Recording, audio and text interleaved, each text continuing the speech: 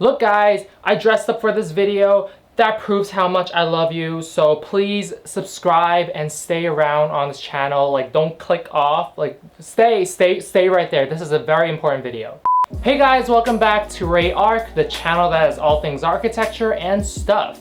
Like I said, this is a very important video. And I'm making this video because I feel like a lot of you guys have similar questions regarding this channel, my professional life, my personal goals.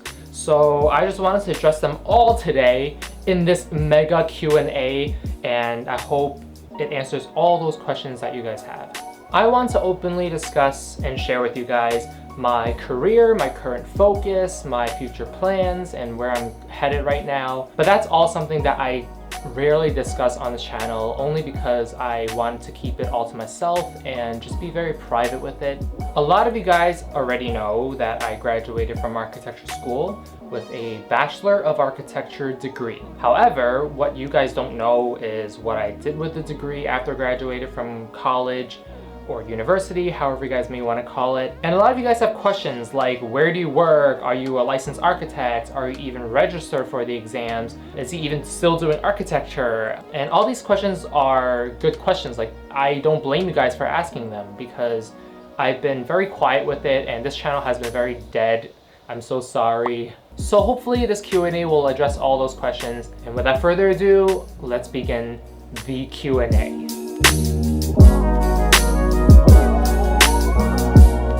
I've been working non-stop ever since I graduated architecture school. YouTube was only something that I did on the side when I had free time, which is actually becoming more and more rare for me to do because right now I'm working and it's hard to kind of balance both that and YouTube at the same time. After graduation, I started working at a very small firm of about 2 architects, 2 associates, and 2 interns. I didn't like it very much only because the work environment was super cold. Like we literally had no windows in the office, and so I left after 3 months of working there. After I left the job, I was jobless for about a month or 2, so that's when I actually did a lot more YouTube videos. I found my next job and began working as an architectural surveyor. And it was at a large corporate firm called Parsons Brinckerhoff, and now it's called WSP. And remember that name because it comes up again. So for that job, I went to New York City public schools and measured spaces for the school buildings, collected data for building plans and drawings. And that job only lasted for about like 5 months, only because it was like a contract job, meaning that after a certain amount of time, the contract's over, so you are jobless again. But it was a great experience and it was a different work environment, and I really liked the whole vibe of it because I met a lot of great people. I then moved on to marketing because I've always wanted to try that out. I found a job at a marketing department where I got to do a lot of graphic design work. It was a lot of work, but I enjoyed it very much. The thing is, at that job, there weren't any room for growth, meaning that you're kind of just at your same position for like 5 years, and I've seen that with other employees and coworkers, and I was like, yeah, I gotta leave. So I left after 6 months. I loved my coworkers though, and I still miss them today, and we still keep in contact once in a while, so we're all good. It's just that, like I said, there were no room for growth, so it's kind of like pointless to even work there. After I left marketing, I went to teach architecture at a place called the Center for Architecture Foundation, which is a great place for young students to go and really explore architecture, because a lot of schools don't really provide architectural insights and like classes that teach you, hey, this is what architecture is about, or you might actually like architecture, or hey, architecture is not for you, kind of like that. Like, there's not many classes in public schools here in New York City that allows students to kind of get a grasp of what architecture school might be like. So for me to teach at the Center for Architecture Foundation, which is now called the Center for Architecture, I felt really honored and very happy with the whole experience over there. My coworkers were great, my students were great, everyone there wanted to be there. So that made a huge difference. Everyone was very engaging, everyone was very focused in their work, so it made me feel very proud to be part of that whole experience. While I taught architecture, I also found another job at a small firm, and I'm talking like one architect, one associate, and like 2 interns. But the associate architect taught me so much. He's actually in the middle of getting his license, so I was able to learn a lot from him. And that's something that you can't really get from 5 years of architecture school. Working and meeting people and having them teach you while you work is so much more impactful in every way possible. I guess for me, I wanted to explore more options right when I came out of architecture school. And yes, having an architecture degree is great, but when you study architecture, you're really like trapped inside a world that is so specific. Like all my friends and I had architecture related jokes that would not apply or relate to anyone outside of architecture school. That's how secluded and specific we were. So after I graduated, I took it upon myself to go out and explore different options and different fields of study, but still kind of dwell in the area of the arts and design. I guess I didn't want any regrets because I felt like I was still young and I should be exploring different things as much as possible. So that's what I did after graduation. My answer to that right now is no, I am not licensed and I do not plan on taking the exams to be licensed. I'm so sorry if I'm disappointing you guys in any way. That's just my decision right now, and who knows, it might change.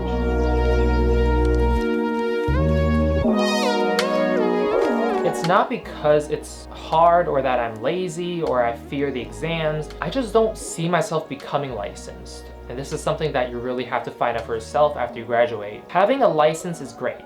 Don't get me wrong, I think everyone should get their license even though I'm not getting it. It means you have control over many more aspects in design, but it also means you are now responsible for everything. And I guess that kind of spooked me a little after graduated, learning that, having the license would put so much weight on me. But again, if you guys want to go for it, definitely go for it. I will support you 100%. It's just not my choice right now. I'm a very patient person and a calm person, as some of my friends can agree to, but designing is a form of profession where even my patience is put to the test. So remember when I said I worked at that very small firm with about 1 architect, 1 associate, and 2 interns? So at that place I learned a lot, and I was able to help design 10 buildings. 10, 11, 12, I don't remember, but a little bit over 10 buildings. And I was working on floor plans and basically the technical design process of it and the phase of it. But I remember not seeing, and I've worked there for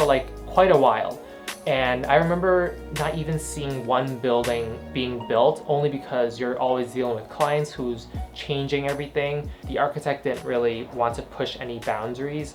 He was very he kept himself. So all his designs was very conservative. There were no challenge to it. I didn't feel challenged every time I designed for him. Architecture is a matter of time. If you want to design something, you have to be very patient. Chances are your designs will not become reality for 3 to 5 years, and that is something I don't want to deal with. I'm a very patient person, like I said, but for me to wait that many years just so I can see 1 building get built from my design portfolio or from my scope of work, that's not something I can picture myself enduring every day, every year, every moment of my life. So I guess that was the main reason why I chose to not continue with my license. And it's not I'm leaving architecture, it's just I'm not taking my license because I don't need it. I don't need my license to kind of help me design something and then wait for it to become reality. So that's my main reason for not being a registered architect. I actually returned to that big architecture firm that I was talking about earlier, called Parsons Brinckerhoff, and now they're called WSP. I'm working now as an architectural associate. I don't do any design work, but I do work closely with architects. The project that I'm working on with the architects are to ensure the school buildings in New York City, all of them actually right now, are in good design standards and are fully functional. There are so many schools in New York City that are in poor condition, and students can't even use them because they are just dangerous to be in. And I'm thrilled that I'm able to raise the level of safety and functionality of these schools so the students can use them.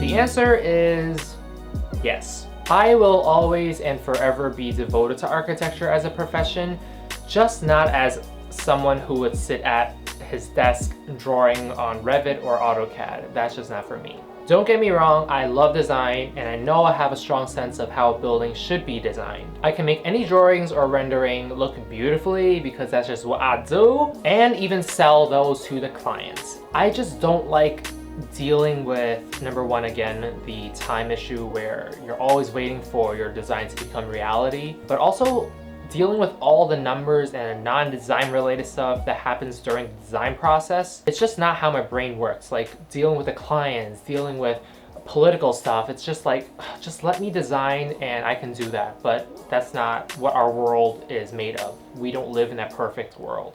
I'm actually planning on going back to school, and some of you may have heard already, but I'm planning to get into the profession of writing. I want to write for architecture either at a firm's marketing department or at a magazine publisher. My goal is to become an editor at a magazine like Dwell or Architectural Record or Architectural Digest. Like, those are my favorite and I love them so much, like you have no idea. But of course, in order for me to do that, I would have to get my master in English, and that will take some time.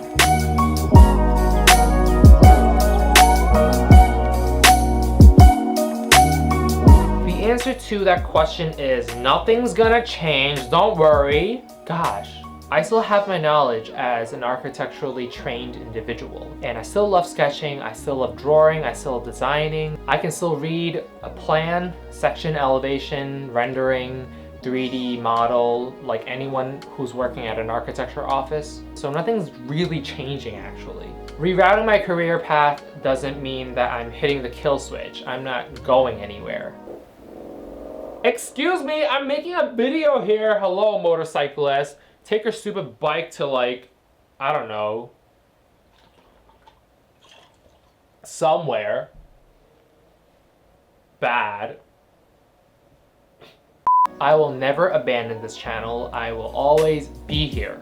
So don't worry. I will show up in your dreams and turn that into a nightmare. We can still do our critique videos, sketchbook series, and who knows, maybe even some new stuff. I don't know. The point is, I love this channel. I built it from scratch, from nothing, and then you guys came along and made it awesome. I really believe that we've created a genuine community here where we are not sugarcoating anything when we critique each other, that you guys in the comment section are actually actively helping each other out, coping with studio stress or helping each other out prep for the presentation. Like, I see all those comments. You guys make this channel what it is, and for that I feel blessed. I don't know how to put this into words because you guys are just amazing and I don't want to cry.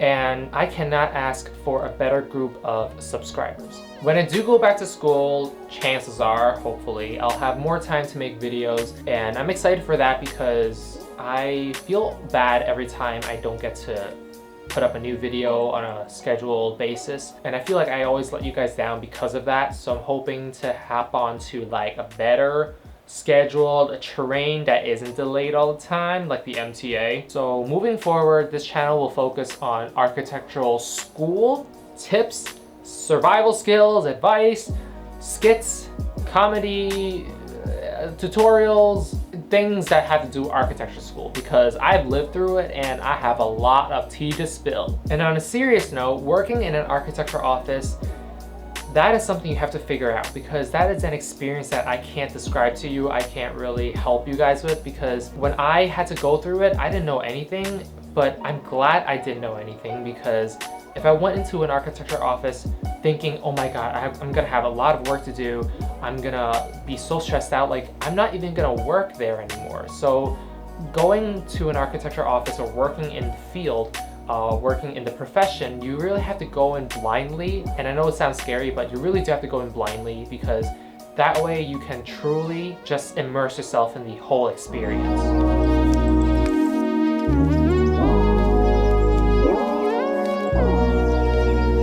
This is also another question where I have a feeling you guys would write in the comments, so I figured I kind of answer it before you guys even ask it. I knew I wanted to write for as long as I can remember. I just didn't act on it because I didn't think I would be good at it. And then also there was architecture school where you really don't get to do anything else besides studio. So I didn't have much time to explore that interest. So that kind of just became like something in the back of my mind. After graduation, I've been writing, and social media actually helped a lot because Instagram and Twitter, even Facebook became more of a curated gallery of posts for influencers. I started to pick up on it, and I forced myself to generate better quality posts. I made sure my grammar was top-notch before hitting the post button, and that's kind of where it all began and where I began to think about writing as a profession, like maybe this could work out. But like I said, I didn't tell you guys earlier because I didn't want to disappoint you, because I put myself out there on this channel as the architecture tips and advice guy, and for me to tell you guys like I'm not designing anymore, or I'm not focusing all my energy and time into working as a designer and becoming a licensed architect, I don't want to disappoint you with that. And so I didn't tell you guys, and I feel like I didn't need to because it's not like it's gonna change a lot. And like I said, like making this video, I just realized not a lot is gonna change anyways. Another reason why I didn't tell you guys back then is because this idea of writing for architecture wasn't even concrete for me. Like, I didn't think I would actually go through with it, but when I actually did and the ball was rolling and it started to build momentum, and I actually applied to colleges for my master's degree and graduate programs, I was like, this is getting real, and I feel like I do owe you guys like an explanation. And I mean, like, this isn't a huge deviation from architecture. I still want to write for it. It's not like I'm going to medical school, but at the same time back then, I didn't want you guys to hate me for my decisions. I didn't want you guys to be mad at me because you guys always come to this channel for architectural advice, and you guys told me several times that my videos cheered you up when you guys were sad and not happy with your design in studio. I didn't want you guys to kind of just go away, or like I didn't want to lose you guys. A big part of the reason why I didn't tell you guys earlier was because of that. Like, I didn't want us to kind of go apart and go our separate ways, I didn't want to break up with you guys. Damn. Alright, that is it for this Q&A video. I hope you guys got some of your questions answered. I am so glad I made this video because I feel like a huge weight is lifted off my shoulders, my chest, my heart, my body hair. You guys have no idea how therapeutic this video was creating it, like right now. And seriously guys, thank you so much for being so supportive in all of this. And for those who choose to unsubscribe to this channel, I totally understand. You can do whatever you guys want, and I don't hate you for it. But for those of you who are staying, I have a lot of videos planned out, lined up, and scheduled, so be on the lookout for that. Stay tuned. If you guys like this video, please give it a big thumbs up. If you guys like me, subscribe to this channel. You don't like me, so you're not gonna subscribe? No, I mean, you can still subscribe. It's free. It's free. Guys, don't leave. Subscribe first, please.